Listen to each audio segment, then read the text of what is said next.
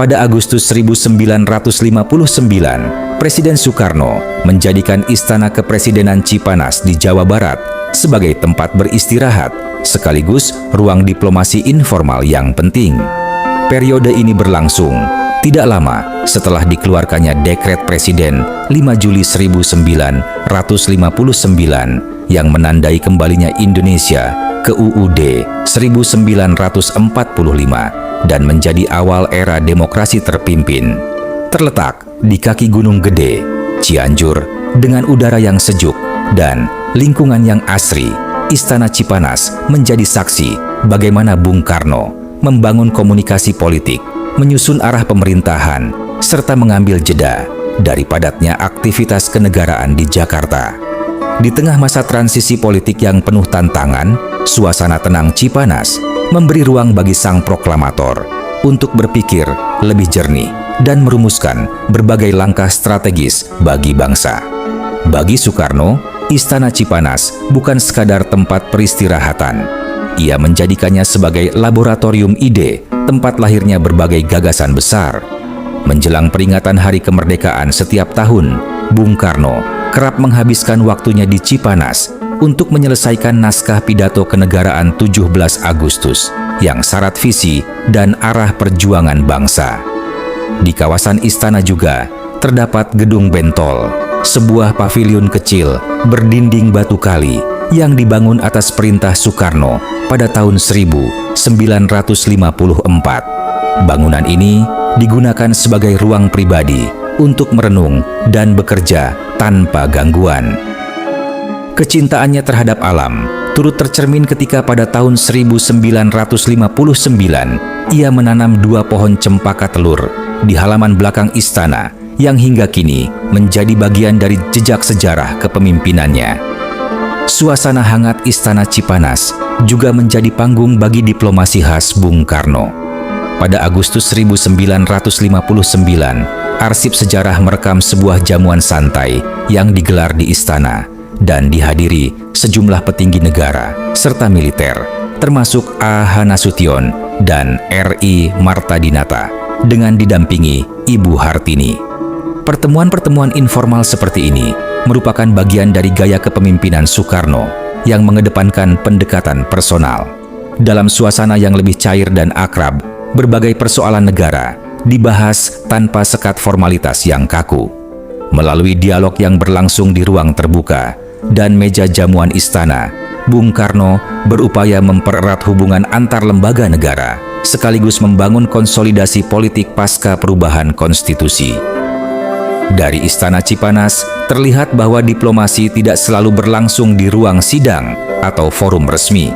Bagi Soekarno, percakapan santai di tengah kesejukan alam seringkali menjadi sarana efektif untuk membangun kesepahaman, memperkuat persatuan, dan merumuskan langkah-langkah penting bagi perjalanan bangsa Indonesia.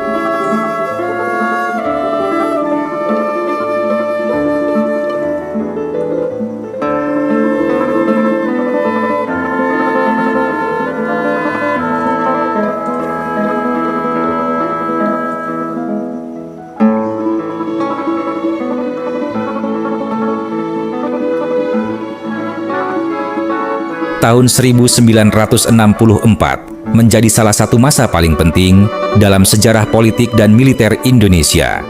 Di tengah memanasnya situasi kawasan Asia Tenggara, Jakarta menjelma menjadi pusat mobilisasi rakyat dalam skala besar. Salah satu pemandangan yang paling dikenang dari periode itu adalah ribuan sukarelawan dan sukarelawati Dwi Kora yang memadati lapangan Banteng, Jakarta Pusat untuk menjalani latihan fisik dan kemiliteran sebagai bagian dari persiapan menghadapi konfrontasi dengan Malaysia.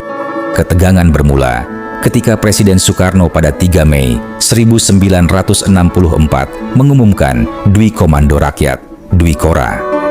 Pemerintah Indonesia menilai pembentukan Federasi Malaysia yang didukung Inggris sebagai bentuk neokolonialisme dan imperialisme, nekolim, yang berpotensi mengancam kedaulatan serta jalannya revolusi Indonesia.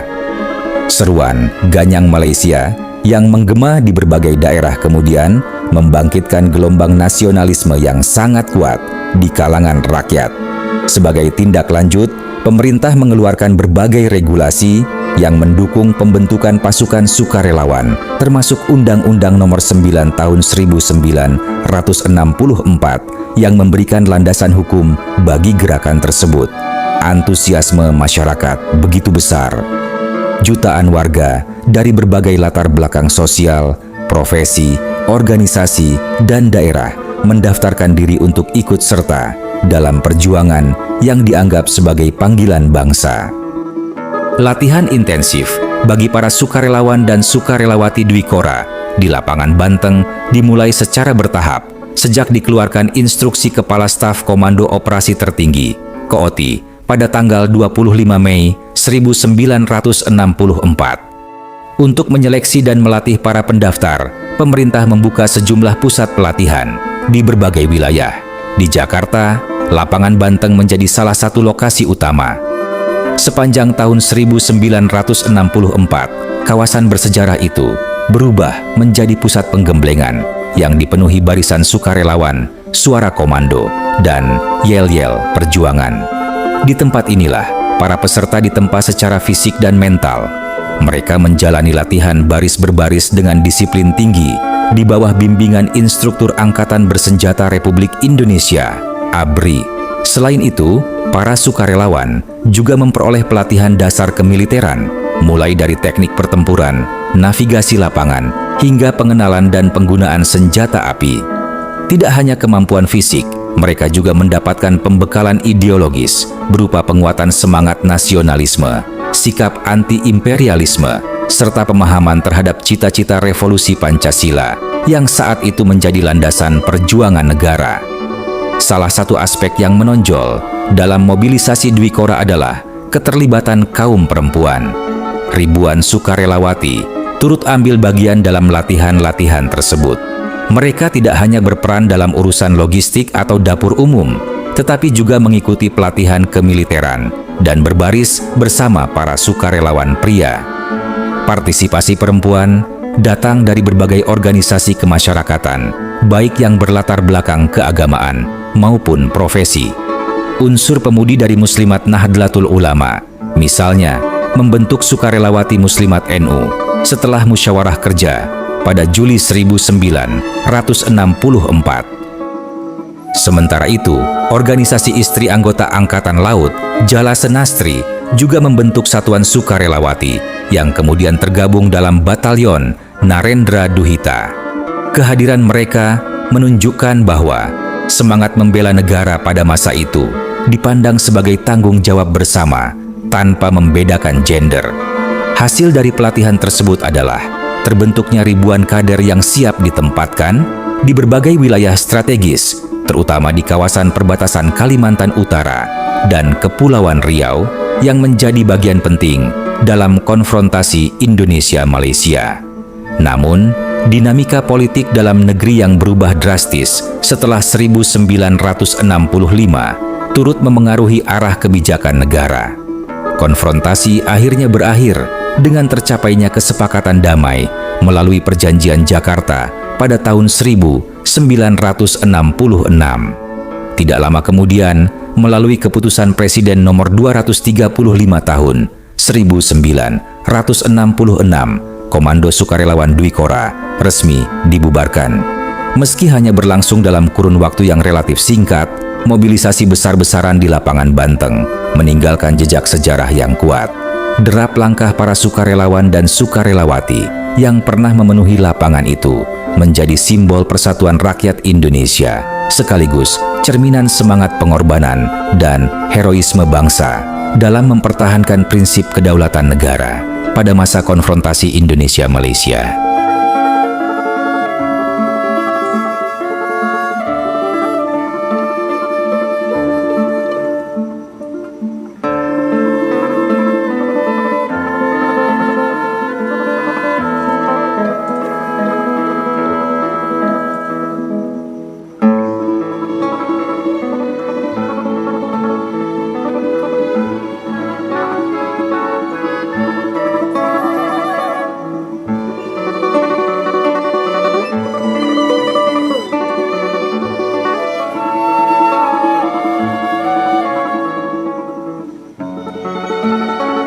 Kabinet Dwi Kora I. Pada April 1965, Jakarta berada di persimpangan sejarah.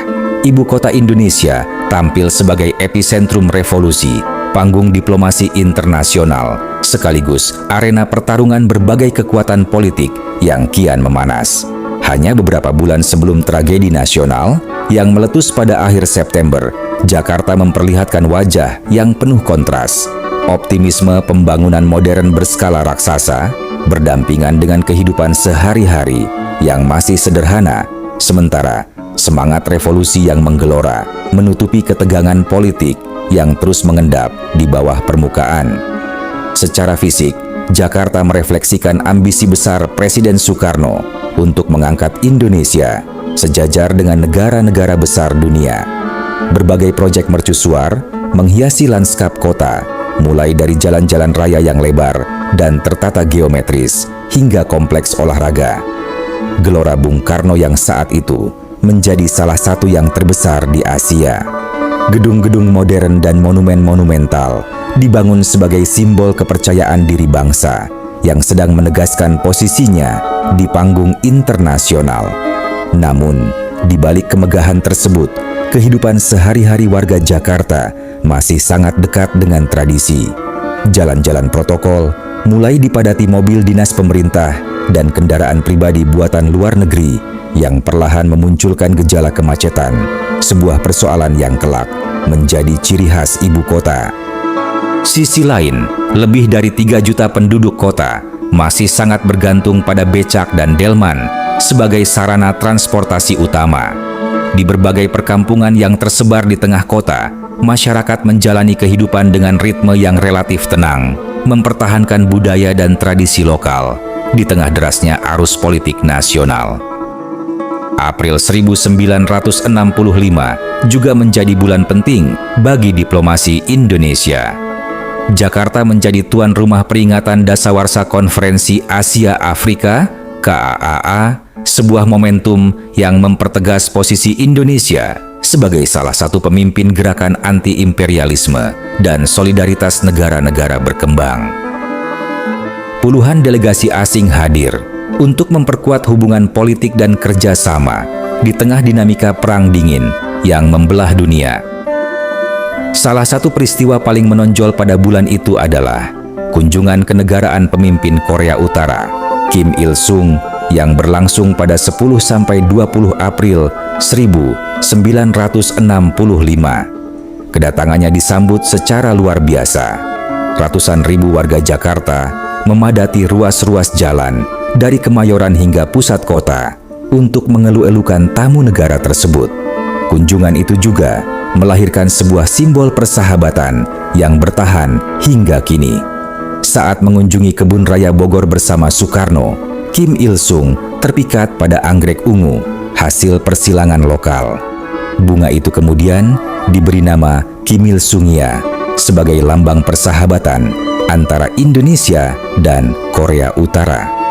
Rangkaian kunjungan tersebut mencapai puncaknya pada 15 April 1965 ketika Universitas Indonesia menganugerahkan gelar Doktor Honoris Causa kepada Kim Il-sung.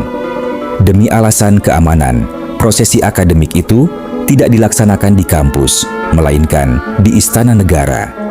Meski dipenuhi perayaan dan aktivitas diplomatik, atmosfer Jakarta pada masa itu sesungguhnya syarat dengan retorika revolusioner. Slogan-slogan anti-barat, kampanye ganyang Malaysia, serta gagasan Nasakom, nasionalisme, agama, dan komunisme mendominasi ruang publik. Lapangan-lapangan terbuka kerap dipenuhi massa yang dimobilisasi untuk mendengarkan pidato-pidato berapi-api Bung Karno. Semangat revolusi terasa hadir dalam kehidupan sehari-hari, mulai dari media massa hingga berbagai kegiatan politik dan organisasi masyarakat. Di balik semarak tersebut, ketegangan politik terus meningkat. Persaingan antara Angkatan Darat dan kekuatan kiri yang dipimpin Partai Komunis Indonesia (PKAI) semakin tajam, menciptakan friksi yang tidak selalu tampak di permukaan, tetapi dirasakan di berbagai lapisan masyarakat. pertarungan pengaruh, perbedaan ideologi, dan manuver politik berlangsung intens di balik panggung revolusi yang megah. Karena itu, April 1965 dapat dikenang sebagai salah satu momen paling menarik dalam sejarah Jakarta. Kota ini berada pada puncak kepercayaan dirinya sebagai ibu kota revolusi dunia ketiga, menampilkan kemegahan pembangunan dan aktivitas diplomasi yang mengesankan. Namun pada saat yang sama, ia juga menyimpan ketegangan yang kelak meledak dan mengubah arah perjalanan bangsa. Bulan itu menjadi semacam masa keemasan terakhir sebelum badai politik datang dan merombak wajah Indonesia untuk selamanya. Gerakan 30 September GE30S pada tahun 1965 merupakan salah satu peristiwa paling kelam dalam sejarah Indonesia. Tragedi ini tidak hanya menewaskan sejumlah perwira tinggi militer, tetapi juga mengubah arah politik nasional secara drastis. Dampaknya terasa hingga puluhan tahun kemudian, mulai dari runtuhnya tatanan politik demokrasi terpimpin, hingga terjadinya gelombang kekerasan massal yang menelan ratusan ribu korban jiwa. Pada awal dekade 1960-an, Presiden Soekarno menjalankan sistem demokrasi terpimpin dengan konsep Nasakom, yaitu upaya menyatukan kekuatan nasionalis, agama, dan komunis dalam satu poros politik. Namun, keseimbangan tersebut tidak berjalan mulus. Ketegangan semakin meningkat antara Partai Komunis Indonesia yang dipimpin D.N. Aidit dan kalangan militer, terutama Angkatan Darat. Situasi politik saat itu diperkeruh oleh berbagai isu yang berkembang. Salah satunya adalah rumor mengenai keberadaan Dewan Jenderal, yakni kelompok perwira tinggi yang dituduh tidak loyal kepada Presiden Soekarno dan disebut-sebut tengah menyiapkan kudeta. Di sisi lain, kondisi kesehatan Soekarno yang dikabarkan menurun menimbulkan kekhawatiran mengenai suksesi kepemimpinan nasional. Muncul pula isu dokumen Gilchrist yang dikaitkan dengan dugaan campur tangan pihak asing dan dukungan terhadap kelompok militer anti-komunis. Ketegangan tersebut mencapai puncaknya pada malam 30 September hingga dini hari 1 Oktober 1965. Gerakan ini dipimpin oleh Letnan Kolonel Untung Syamsuri, Komandan Batalion 1, Resimen Cakrabirawa, yang merupakan pasukan pengawal Presiden. Pada malam itu, pasukan bersenjata bergerak ke berbagai lokasi di Jakarta untuk menculik sejumlah perwira tinggi Angkatan Darat. Beberapa jenderal, termasuk Menteri Panglima Angkatan Darat, Ahmad Yani, tewas ditembak di kediaman mereka. Target utama gerakan tersebut, Abdul Haris Nasution, berhasil meloloskan diri. Namun, putrinya yang masih berusia 5 tahun, Ade Irma Suryani Nasution, serta ajudannya, Pierre Tendean, turut menjadi korban. Para perwira yang diculik kemudian dibawa ke kawasan Lubang Buaya. Setelah dibunuh, jenazah mereka dibuang ke dalam sebuah sumur tua. Pada pagi hari 1 Oktober 1965, kelompok G30S menguasai stasiun Radio Republik Indonesia dan mengumumkan pembentukan Dewan Revolusi. Mereka menyatakan bahwa tindakan tersebut dilakukan untuk melindungi Presiden Soekarno dari ancaman kudeta yang diduga akan dilakukan oleh Dewan Jenderal. Namun, gerakan ini tidak berlangsung lama. Dalam waktu kurang dari 24 jam, Panglima Kostrad saat itu, Soeharto, mengambil alih komando Angkatan Darat dan memimpin operasi penumpasan. Pasukan di bawah kendalinya berhasil merebut kembali kantor RRI, pusat telekomunikasi, serta berbagai titik strategis yang sebelumnya dikuasai kelompok GE30S. Pada 3 Oktober 1965, lokasi sumur di Lubang Buaya berhasil ditemukan.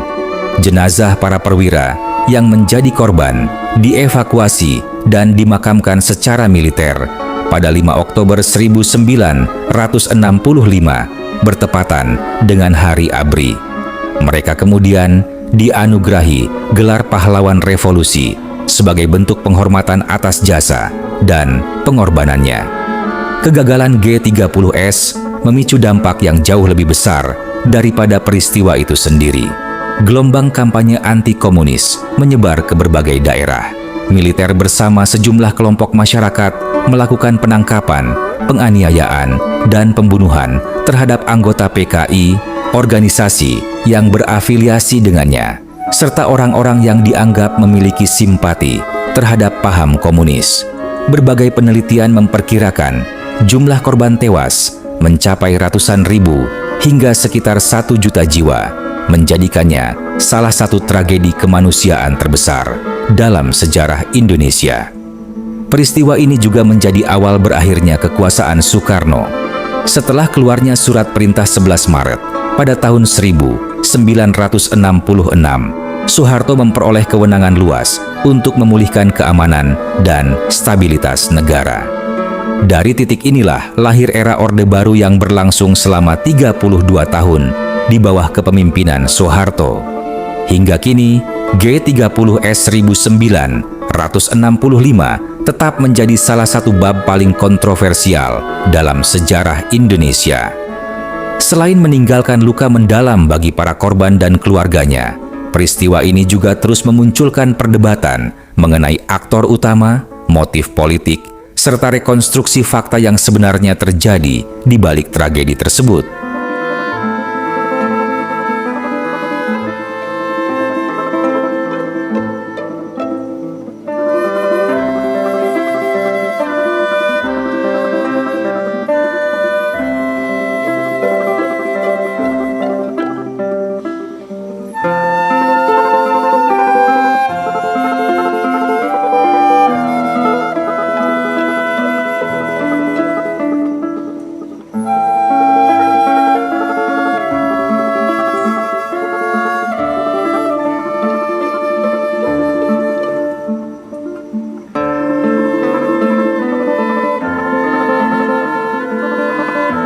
Pada 6 Oktober 1965, Presiden Soekarno menggelar sidang paripurna Kabinet Dwi Kora di Istana Bogor sebagai respons terhadap peristiwa Gerakan 30 September 1965. Sidang tersebut diselenggarakan setelah muncul gerakan yang menamakan diri Gerakan 30 September dan membentuk Dewan Revolusi yang menyatakan pembubaran atau pendemisioneran Kabinet Dwi Kora.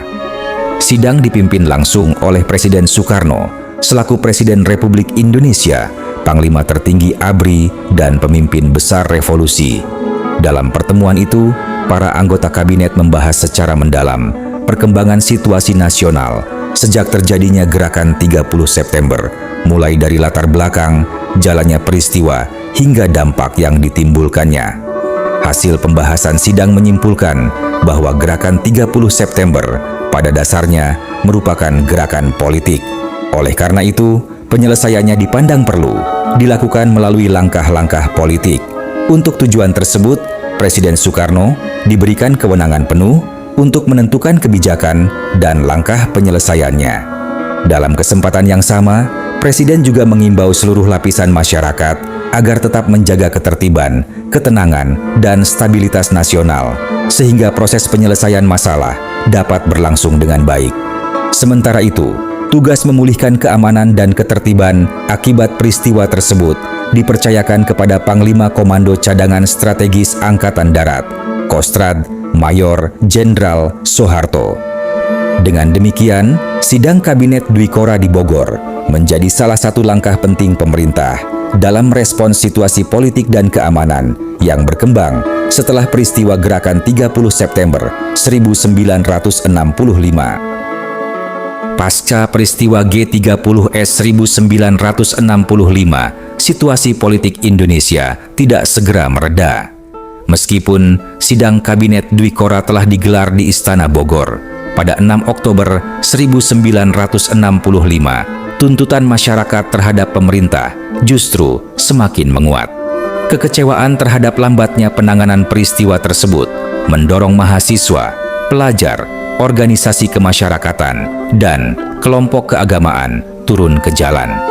Mereka menuntut tindakan tegas terhadap pihak yang dianggap bertanggung jawab, terutama pembubaran Partai Komunis Indonesia, PKI. Amarah publik dipicu oleh beberapa faktor. Pertama, banyak kalangan menilai Presiden Soekarno terlalu berhati-hati dalam menyikapi PKI karena tetap berupaya mempertahankan konsep Nasakom sebagai dasar politiknya. Sikap ini menimbulkan ketidakpuasan di kalangan militer maupun masyarakat yang menginginkan tindakan cepat dan tegas. Di sisi lain, kondisi ekonomi yang memburuk semakin memperbesar keresahan rakyat. Inflasi yang sangat tinggi menyebabkan harga kebutuhan pokok melonjak drastis dan menurunkan daya beli masyarakat. Situasi tersebut membuat tuntutan politik bercampur dengan tuntutan ekonomi.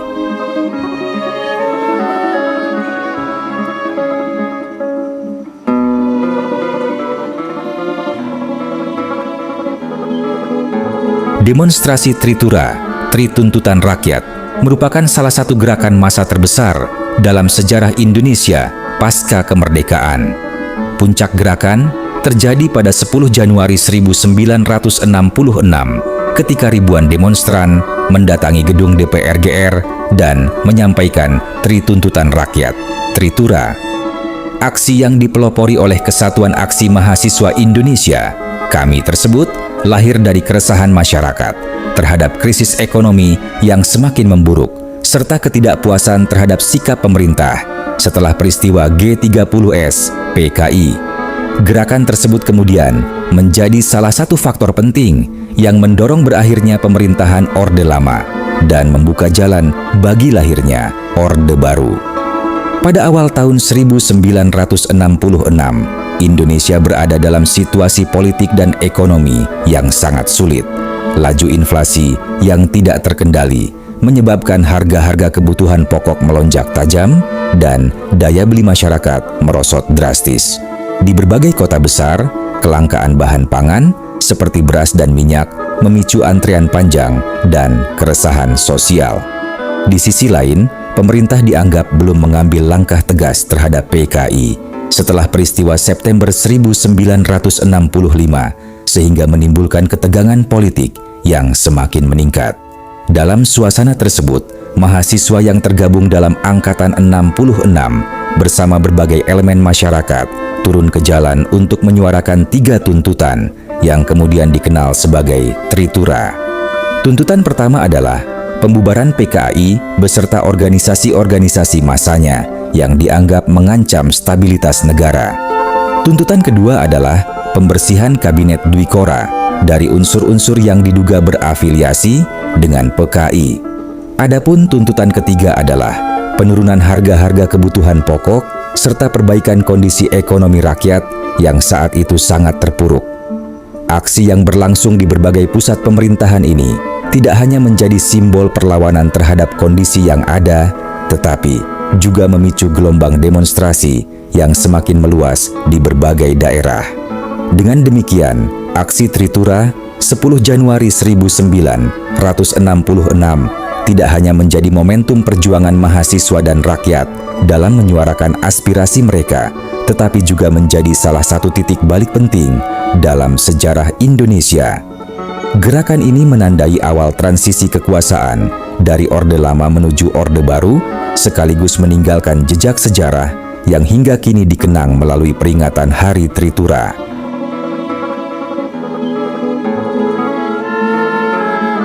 Pada 15 Januari 1966, demonstrasi mahasiswa menentang kenaikan harga kebutuhan pokok berlangsung di depan Istana Bogor.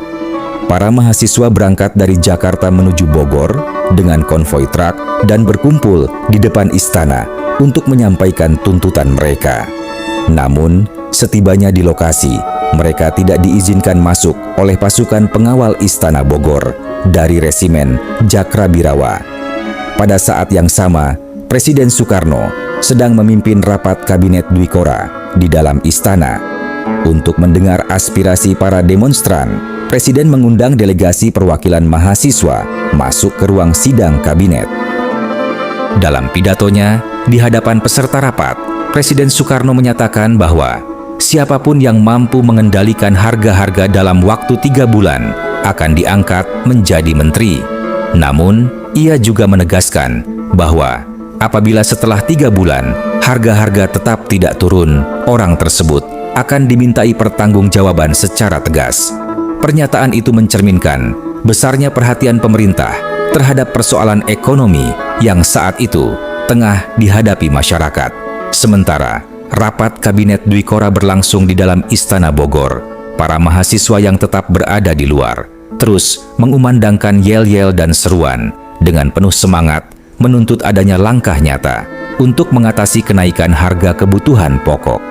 Demonstrasi tersebut menjadi salah satu peristiwa penting yang menandai meningkatnya tekanan politik dan sosial terhadap pemerintahan Soekarno pada awal tahun 1966.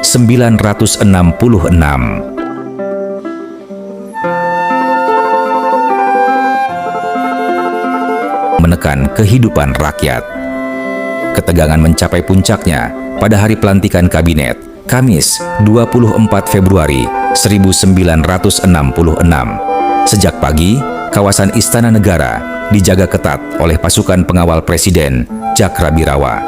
Sementara itu, ribuan mahasiswa yang tergabung dalam Kesatuan Aksi Mahasiswa Indonesia, KAMI, bersama berbagai elemen aksi lainnya, memadati jalan-jalan menuju istana. Mereka berusaha menggagalkan pelantikan dengan menghalangi kendaraan para menteri, bahkan mengempeskan ban kendaraan dinas yang hendak memasuki kompleks istana. Situasi semakin memanas ketika terjadi bentrokan antara para demonstran dan pasukan keamanan. Dalam suasana yang kacau, tembakan dilepaskan. Seorang mahasiswa Fakultas Kedokteran Universitas Indonesia, Arif Rahman Hakim, tertembak di bagian dada dan meninggal dunia. Peristiwa tersebut menjadi titik balik yang mengubah demonstrasi mahasiswa menjadi gerakan nasional yang memperoleh simpati luas dari masyarakat. Kematian Arif Rahman Hakim memicu gelombang solidaritas besar di berbagai daerah. Ratusan ribu warga Jakarta mengiringi prosesi pelepasan jenazahnya dalam suasana duka yang mendalam. Ia kemudian dikenang sebagai simbol perjuangan mahasiswa dan dianugerahi gelar Pahlawan Ampera. Di tengah situasi politik dan keamanan yang semakin tidak terkendali, Kabinet Dwikora II tidak mampu bertahan lama. Kabinet ini tercatat sebagai salah satu kabinet dengan masa kerja paling singkat dalam sejarah Indonesia, hanya bertahan selama 32 hari sebelum dibubarkan pada 28 Maret 1966. Krisis yang berkembang setelah pelantikan kabinet tersebut menjadi salah satu faktor penting yang mendorong lahirnya Surat Perintah 11 Maret, Super Semar, pada 11 Maret 1966. Peristiwa itu kemudian membuka jalan bagi peralihan kekuasaan dari Presiden Soekarno kepada Jenderal Soeharto, sekaligus menandai awal lahirnya era Orde Baru.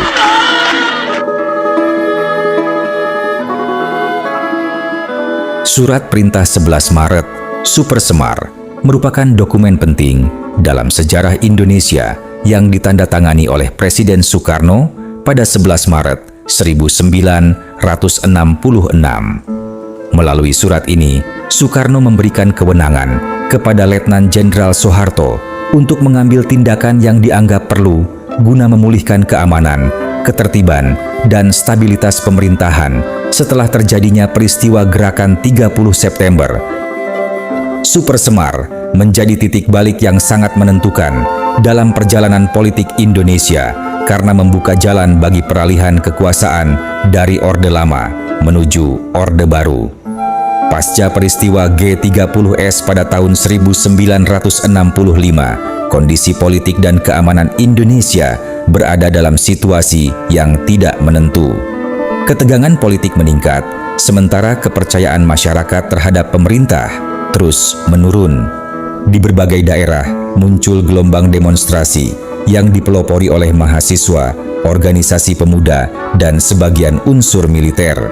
Mereka menuntut pembubaran PKI, pembersihan kabinet dari unsur-unsur yang dianggap terkait dengan PKI, serta perbaikan kondisi pemerintahan. dalam situasi yang semakin genting tersebut, Presiden Soekarno menerbitkan Super Semar sebagai upaya untuk mengendalikan keadaan dan menjaga stabilitas nasional.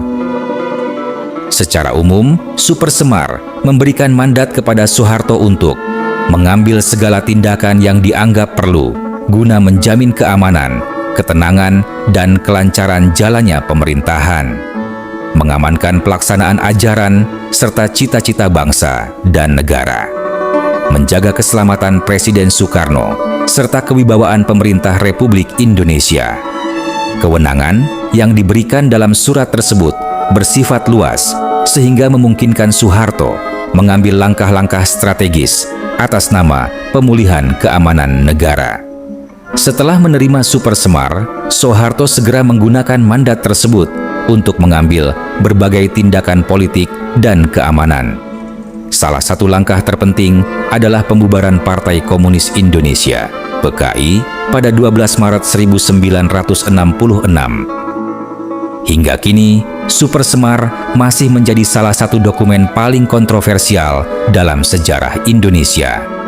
Naskah asli surat tersebut tidak pernah ditemukan dan dinyatakan hilang. Arsip yang tersedia di Arsip Nasional Republik Indonesia, ANRI, hanya berupa salinan dengan beberapa versi yang berbeda. Perbedaan versi tersebut memunculkan berbagai perdebatan di kalangan sejarawan mengenai proses penandatanganan surat, tekanan politik yang mungkin terjadi saat itu, serta apakah Super Semar memang dimaksudkan sebagai mandat pengamanan atau justru dimanfaatkan sebagai landasan untuk mengambil alih kekuasaan. Karena itu, Super Semar tidak hanya dipandang sebagai dokumen administratif, tetapi juga sebagai salah satu peristiwa yang paling menentukan sekaligus paling kontroversial dalam sejarah politik Indonesia modern. Pembentukan Kabinet Ampera dimaksudkan sebagai langkah untuk menyesuaikan arah pemerintahan dengan tuntutan politik pasca GE 30S serta dinamika kekuasaan yang sedang berubah. Kabinet ini menggantikan Kabinet Dwikora dan menjadi instrumen penting dalam masa transisi menuju era Orde Baru. Dalam pelaksanaannya, Kabinet Ampera berpedoman pada Dwi Dharma, yaitu dua sasaran utama pemerintahan: menciptakan stabilitas politik dan mewujudkan stabilitas ekonomi. Kedua tujuan tersebut dianggap mendesak, mengingat kondisi negara saat itu tengah menghadapi ketidakpastian politik dan krisis ekonomi yang cukup berat. Selain itu, Kabinet Ampera juga menjalankan program kerja yang dikenal sebagai Catur Karya. Program ini mencakup 4 agenda utama, yaitu memperbaiki kehidupan rakyat, melaksanakan politik luar negeri yang bebas dan aktif, mempersiapkan penyelenggaraan pemilihan umum, serta melanjutkan perjuangan anti-imperialisme sesuai garis kebijakan negara pada masa itu. Secara struktural, Kabinet Ampera masih berada di bawah kepemimpinan Presiden Soekarno.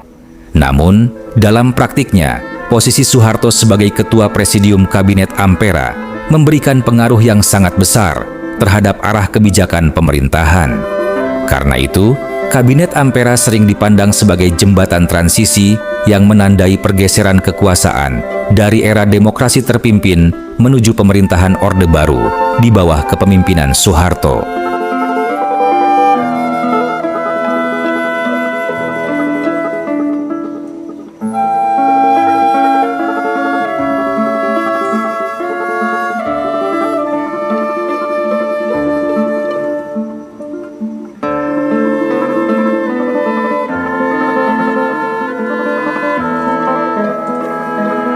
Presiden Soekarno menyampaikan pidato kenegaraan terakhirnya pada 17 Agustus 1966 dalam rangka peringatan Hari Ulang Tahun Kemerdekaan Republik Indonesia ke-21.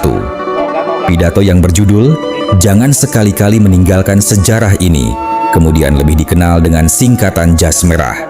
Pidato tersebut memiliki arti yang sangat penting karena disampaikan di tengah situasi politik nasional yang penuh gejolak setelah peristiwa G30 SPKI dan ketika Indonesia sedang memasuki masa transisi kekuasaan. Dalam pidato itu, Soekarno memperkenalkan semboyan Jas Merah yang berisi pesan agar bangsa Indonesia tidak melupakan sejarah perjuangan para pendahulunya. Menurut Bung Karno, sejarah merupakan sumber pelajaran dan kekuatan bangsa. Karena itu, rakyat Indonesia harus terus mengenang, memahami, dan menghargai pengorbanan para pejuang yang telah merebut dan mempertahankan kemerdekaan. Selain menekankan pentingnya sejarah, Soekarno juga menyinggung surat perintah 11 Maret, Super Semar.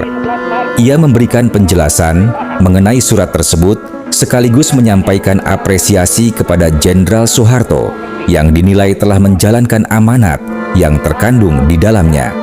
Penyampaian hal ini menunjukkan upaya Soekarno untuk menjelaskan posisinya di tengah perubahan konstelasi politik yang sedang berlangsung. Lebih lanjut, Soekarno menggambarkan tahun 1966 sebagai tahun gawat. Istilah ini digunakan untuk menggambarkan kondisi bangsa yang saat itu menghadapi ketidakstabilan politik, konflik ideologis, serta berbagai persoalan keamanan yang mengancam persatuan nasional. Melalui pidato tersebut, ia berupaya membangkitkan kembali semangat persatuan dan nasionalisme di tengah situasi yang tidak menentu. Pidato Jas Merah juga dapat dipandang sebagai bagian dari upaya politik Soekarno untuk mempertahankan legitimasi kepemimpinannya setelah pidato pertanggungjawabannya yang berjudul Nawaksara ditolak oleh MPRS pada Juni 1966. Dengan menyampaikan pidato ini di hadapan rakyat Indonesia, Soekarno tidak hanya memberikan refleksi atas perjalanan bangsa, tetapi juga menyampaikan pesan terakhirnya sebagai pemimpin nasional agar generasi penerus tetap berpegang pada cita-cita perjuangan dan tidak pernah meninggalkan sejarah bangsanya. Syukur kepada Tuhan Yang Maha Esa bahwa Ia telah melindungi dan menuntun negara dan bangsa kita hingga kita dengan selamat telah sampai kepada hari yang berbahagia sekarang ini. Dan moga-mogalah lindungannya dan tuntunannya itu tetap dikurniakan kepada negara dan bangsa kita dalam memasuki tahun yang ke-22 dari kehidupannya dan selanjutnya. Lindungan dan tuntutan Tuhan itu sangat kita perlukan dan sangat kita mohonkan. Sebab tiada sesuatu berjalan selamat tanpa ridhonya Tuhan Yang Maha Kuasa. Dan masa depan yang akan kita masuki sudahlah menampakkan gejala-gejala yang menunjukkan akan datangnya masa yang lebih berat.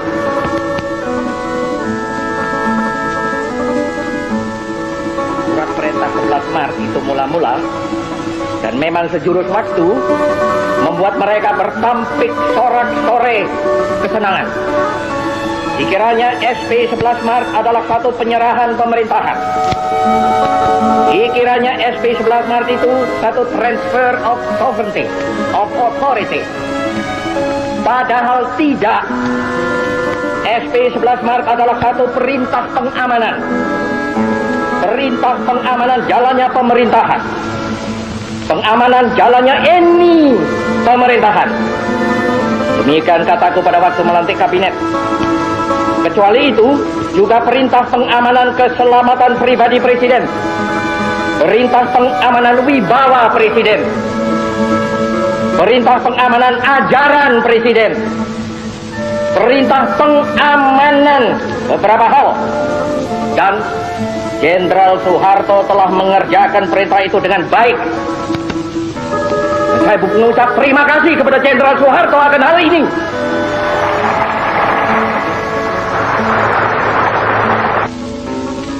Jiwa kita yang sedalam-dalamnya, maka pokok intisari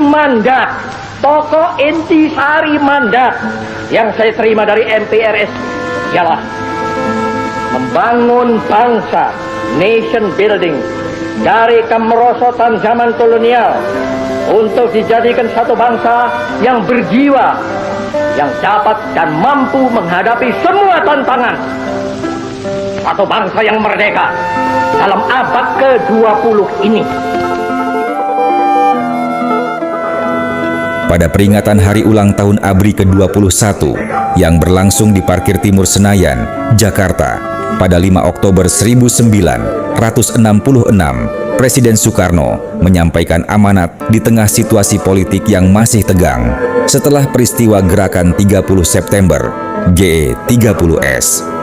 Dalam pidatonya, Soekarno menegaskan bahwa peristiwa tersebut merupakan sebuah pengkhianatan terhadap revolusi dan negara, serta tidak dapat dibenarkan dalam perjalanan revolusi Indonesia.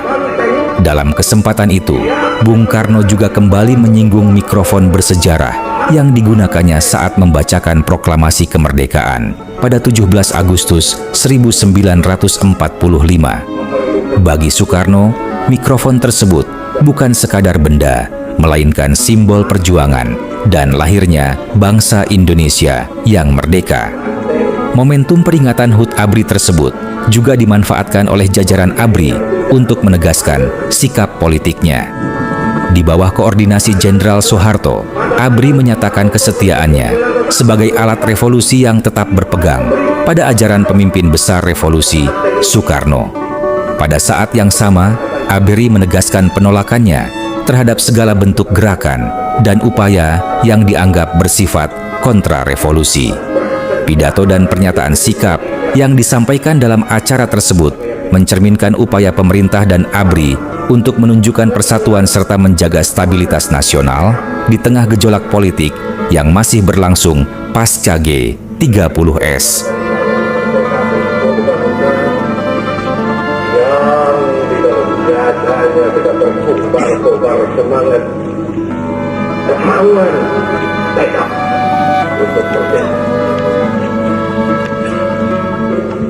Ya, kita memang telah berjiwa banteng.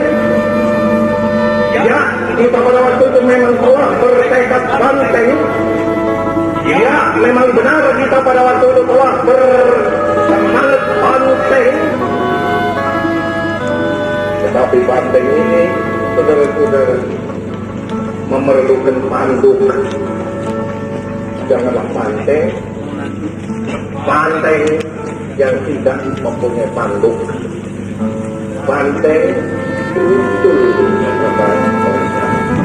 banteng yang tidak mempunyai panduk. Pada tanggal 5 Oktober 1945 kita memberi panduk kepada banteng ini yang berubah angkatan perang. Dan kemudian kita sempurnakan. Jadi angkatan bersenjata Republik Indonesia sebagai yang kita kenal.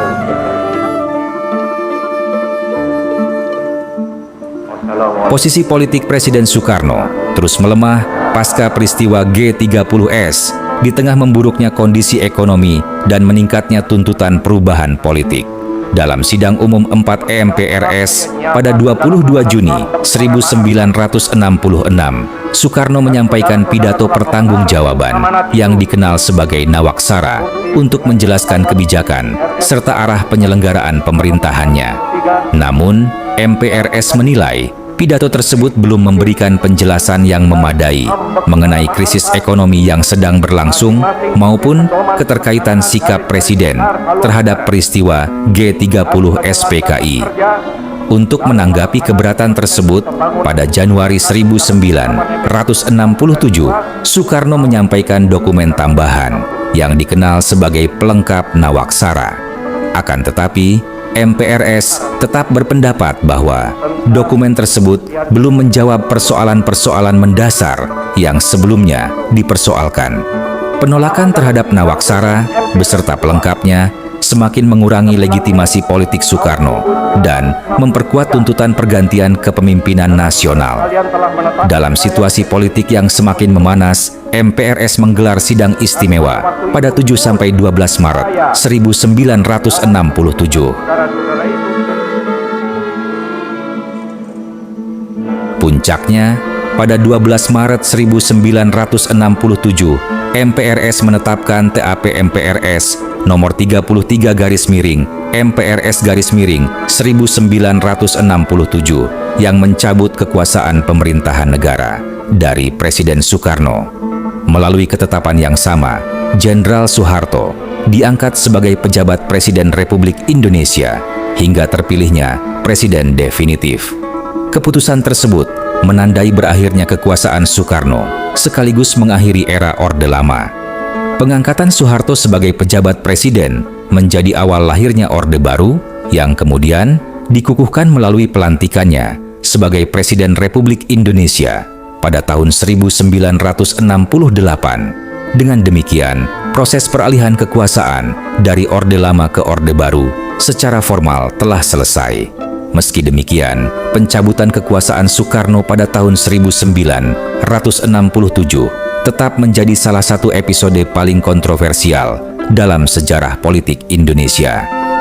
Dalam perkembangan hukum dan ketatanegaraan pada masa berikutnya, sejumlah ketentuan yang berkaitan dengan tuduhan terhadap Soekarno mengalami peninjauan kembali. Ketentuan dalam TAP MPRS nomor 33 garis miring MPRS garis miring 1967 yang menyatakan bahwa Presiden Soekarno diduga terlibat, melindungi, atau bersekutu dengan tokoh-tokoh G30 SPKI, kemudian dicabut. Dengan dicabutnya ketentuan tersebut, tuduhan-tuduhan yang pernah diarahkan kepada Soekarno tidak memiliki dasar pembuktian hukum yang tetap. Pencabutan ketentuan tersebut menjadi dasar bagi pemulihan nama baik, kehormatan, dan martabat Soekarno sebagai proklamator kemerdekaan Indonesia. Selain itu, langkah tersebut turut menempatkan kembali peran dan kedudukannya dalam sejarah nasional berdasarkan prinsip hukum dan fakta yang dapat dipertanggungjawabkan. Inilah akhir langkah Bung Karno pada 16 Agustus 1967, sebuah babak terakhir yang pahit dalam kehidupan Bung Karno dimulai. Atas perintah rezim Orde Baru yang semakin mengukuhkan kekuasaannya, Presiden pertama Republik Indonesia itu harus mengosongkan Istana Merdeka, tempat yang selama bertahun-tahun menjadi pusat kepemimpinan dan perjuangannya membangun bangsa. Dari istana yang pernah menjadi saksi lahirnya berbagai keputusan penting negara, Bung Karno kemudian menyingkir ke kediaman pribadinya di kawasan Batu Tulis, Bogor. Sejak saat itu, ruang geraknya semakin dibatasi. Sosok yang memproklamasikan kemerdekaan Indonesia dan membawa nama bangsa ke panggung dunia internasional itu menjalani hari-harinya dalam pengasingan politik di tanah airnya sendiri. Di bawah pengawasan ketat pemerintah Orde Baru, Bung Karno hidup jauh dari kehidupan publik yang dahulu begitu dekat dengannya. Kondisi kesehatannya pun terus menurun dari waktu ke waktu.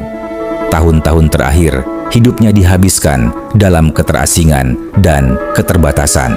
Hingga akhir hayatnya, Bung Karno tidak pernah kembali memperoleh kebebasan politik yang pernah dimilikinya.